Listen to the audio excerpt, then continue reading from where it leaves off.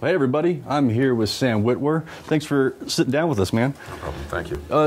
Could you tell... Well, first of all, it's the Star Wars weekend. What could you tell me from The Force Unleashed? What got you into that? What got me the part? The part, yeah.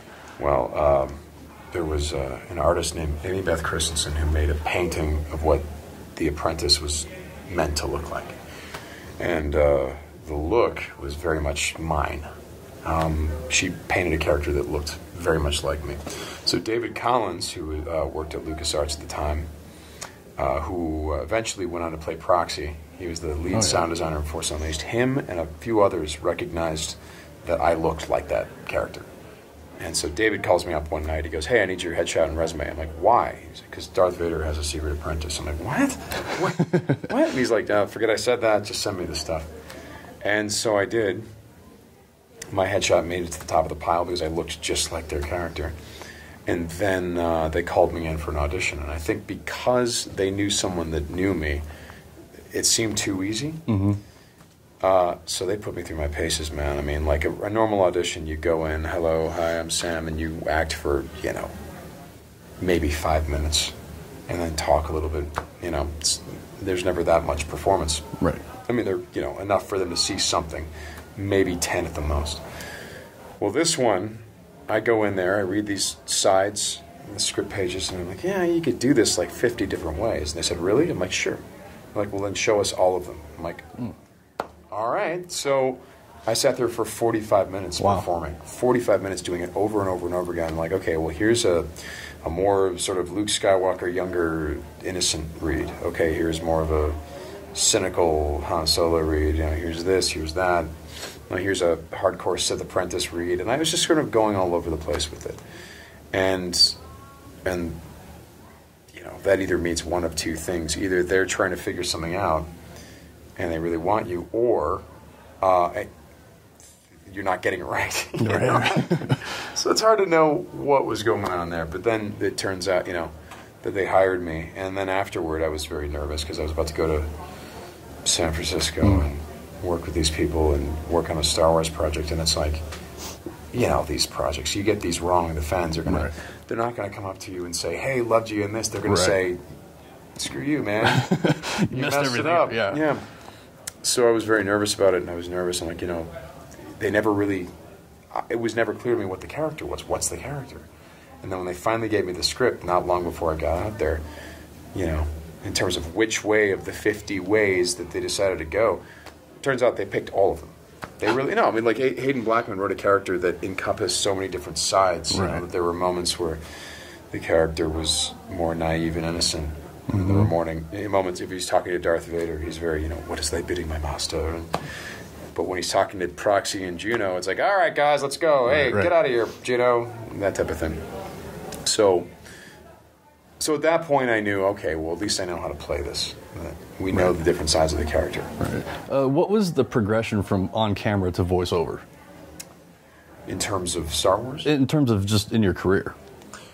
Well, Force Unleashed was really an on-camera gig.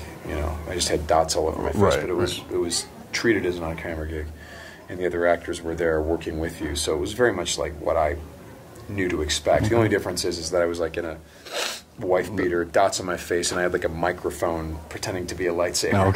Okay. Although they changed that. I remember at one point they're like, "This is ridiculous. Can we get the mic out of his hand?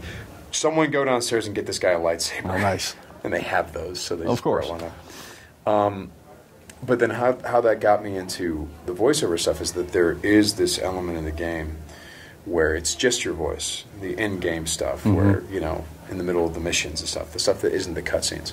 So I had to start learning how to do that, and then I got more practice when they called me up for the Clone Wars, which is, the whole trick there is to try to give it a sense of physicality, right? Which not every as a on-camera actor, it doesn't always automatically occur to you. Here, I'll give you another geek reference. There's this game, Ghostbusters. Mm-hmm. I don't know if you played that. Oh, yeah. Yeah. And it had the whole cast of Ghostbusters. And it's funny because Bill Murray is really funny, but when you play through the missions and stuff, he's very soft and he's kind of down here, Bill Murray, right? Mm-hmm. And Bill Murray can be down here, or he can be up here, he can be anywhere, right? And sometimes it doesn't work because there's explosions going off, and Bill Murray's kind of talking like this. Well, that's because he's in a voice booth, and he doesn't know that the explosions are going off, and he's not used to artificially boosting his energy. Right. If you put him on the set, things would be happening, and he'd know to boost his energy. Whereas Dan Aykroyd, his character always kind of lives up here. All right, Binkman, we're going to go do this. All right, let's go. Spengler, all right, let's go. And he came off perfect in the game. Because this energy right here kind of fits in any situation you put in.